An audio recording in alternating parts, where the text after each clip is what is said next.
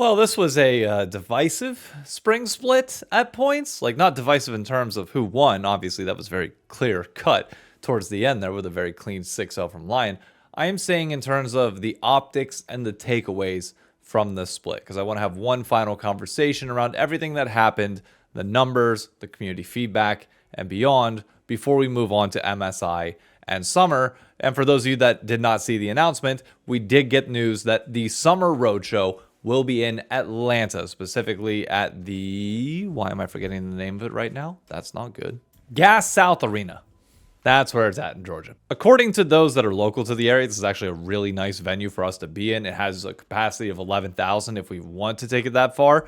I don't know if we want to push that, but I mean, hey, if they want to try, go ahead. You could also cut it in half and do theater-style setups, which will have a capacity of about 3,000 to 4,000, which is probably the more likely answer given everything going on right now. But I want to start this conversation back with the spring road trip and spring finals, because for the first time, this is where the budget cuts that we kind of saw coming for North America really took their foothold. We wanted 2 road trips. There were going to have to be sacrifices that were made for the sake of this, and now they're here. And I want to start all this off by saying, first and foremost, at the end of the day, accept all of these if that is the necessary trade-off to make sure that we are on the road. There are some small tweaks that I would do besides this, which are more on the team front, but I just want to make this clear before I go into the constructive criticism of all of this, that I would still take this over having only 1 road trip any day of the week. First, the trailer that came out for finals weekend is something that is very special for me because I'm a big music guy, and the music that they use in these trailers has historically been great. I reference 2019 a lot. Those trailers were absolutely incredible, using NF throughout them and just building each and every time.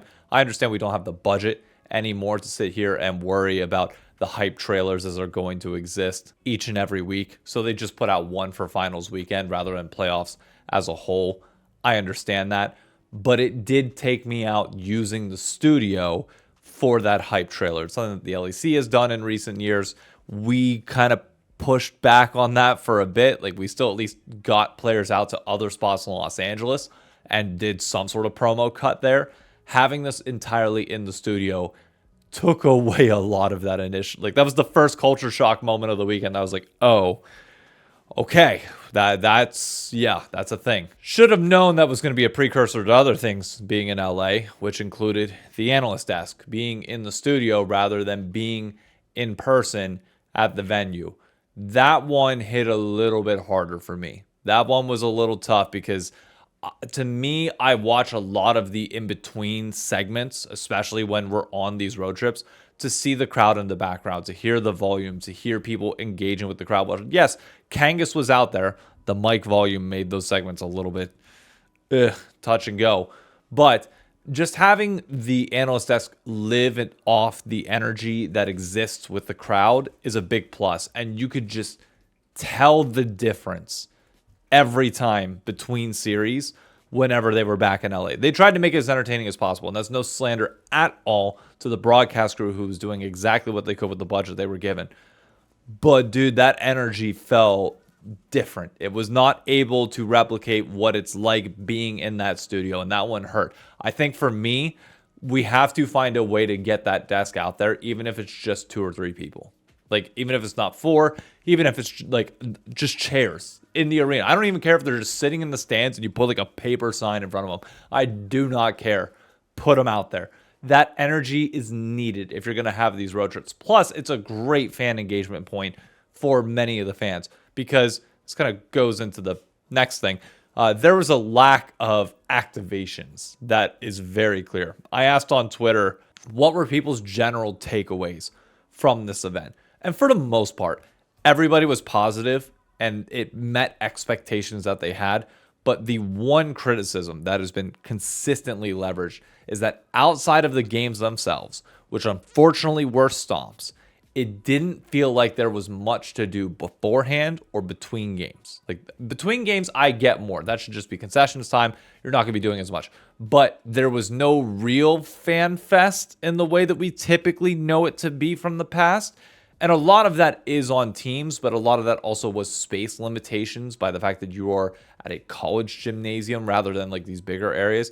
I find it hard to, well, they can't do anything outside because you picked Tempe, Arizona in the middle of summer. So I get it. Can't be outside, at least not that much. So I think that killed a lot of the possibility of the Fan Fest here. So you try to put it in the arena and there's only so much space you can do.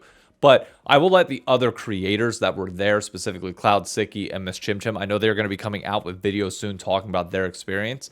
They could probably give more color and context to the fan voice there, because I know Cloud was one of the people activating. FlyQuest I do want to give a ton of credit for. Same thing with C9. FlyQuest had the after party on Friday, and then C9 had an ARAM event and something else going on. Team Liquid I think had like one table and then Steve going around and doing a few things, but apparently Lion's presence was fairly minimal other than a little bit of merch. That's about it. And nobody else was really there at all, which again, I get given space limitations to a certain extent, but at the same time, when the majority of fans are telling you that it feels like there's a lack of that, we got to change that for the next time around. You got to make sure there's enough space and enough activations going on to make sure that people feel a little bit more entertained.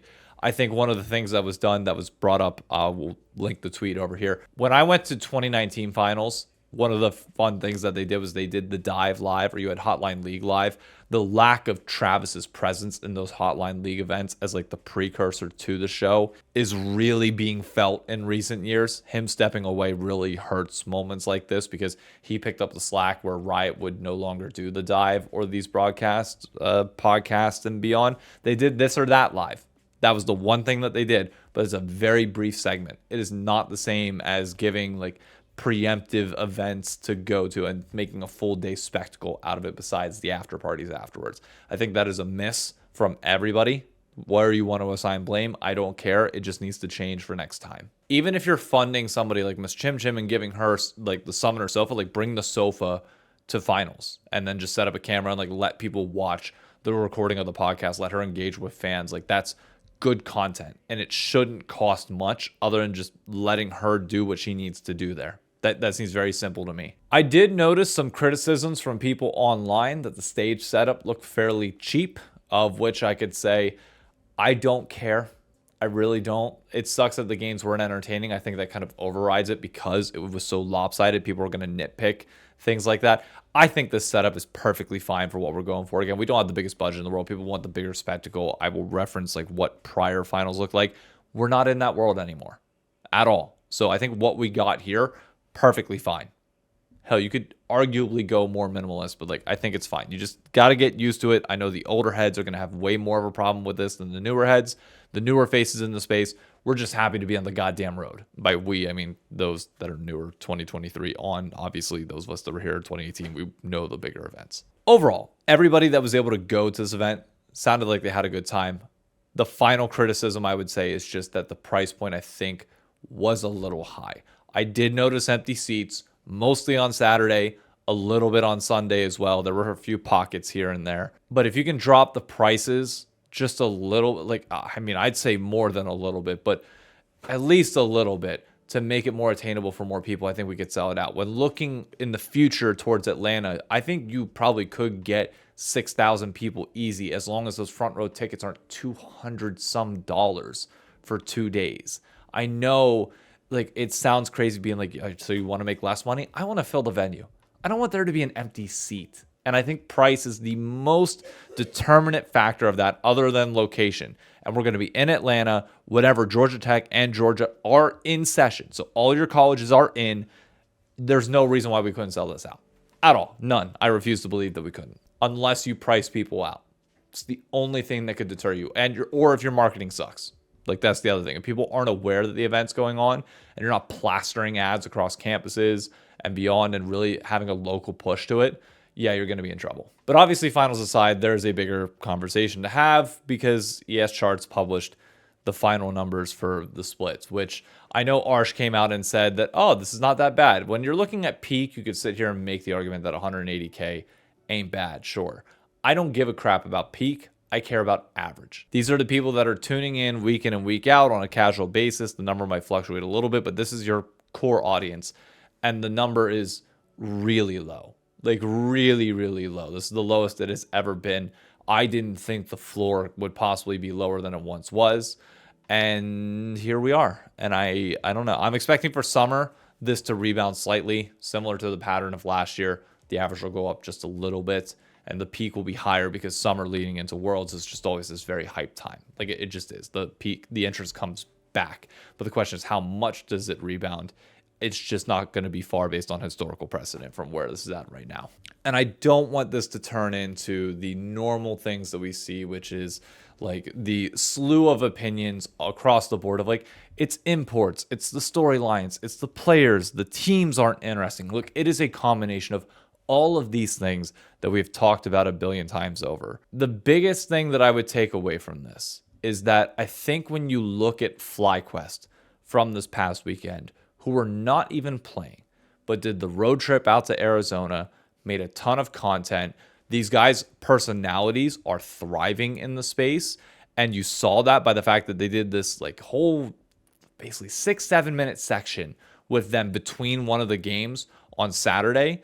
And it was just incredible content. And you could tell the energy of like people wanted to see them. Chat was excited. Everybody was hyped about it. It felt like they were the only team to my knowledge that was there. Like the only one that didn't qualify that still went there to support and make content. Now, granted, the org is probably requiring them to be there by nature of the after party and beyond. But like that's what you need. And the only person that wasn't there was Quad, which goes into the whole import conversation of like, okay, Quad went home and these guys are all from North America, or Gakkos is, still staying here. You need players that are going to be around, that the second they lose, they aren't just going to dip out to wherever. Like, I get wanting to go to Mexico for your vacation. Fine. But you still have an obligation to make content and engage with the fans, especially in events like this with finals. It's really important. It really is. And the FlyQuest gets it.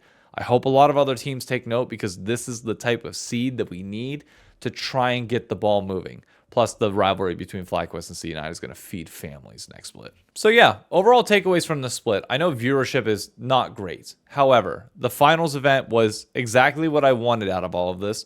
The budget cuts and things that came with that were a bit of a culture shock, but I got used to them by the end of the weekend. And I'm fine with that moving forward. The biggest thing is just get that analyst desk in person. That's the only thing I would ask. And we've seen it with like the KC road trips and beyond. Like just make it happen. It changes the energy of the desk and is just a better viewing experience for those of us at home.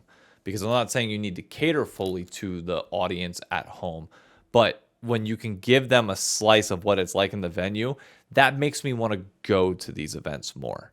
Like, it sounds dumb, it sounds small, but like those between game segments really do leave an impact on people saying, hey, the next time it's in my area, like I might want to go to. No, I need to go. That's a big marketing push. And then just in general, work on the marketing side. That's it. On Monday, I'm going to have a episode of I Don't Want to Overreact, but takes are already in. Nothing you can do on this particular video. I have to pre-record everything because I'm going to be, at least at the time of this, I'll be in Philadelphia for my sister's wedding. And then I'll be back later next week on Wednesday with a live video again, talking about everything MSI because, oh boy, if you're not seeing the ticker as it's sliding across the screen right now, yeah, Team Liquid's facing T1 in the first series of MSI.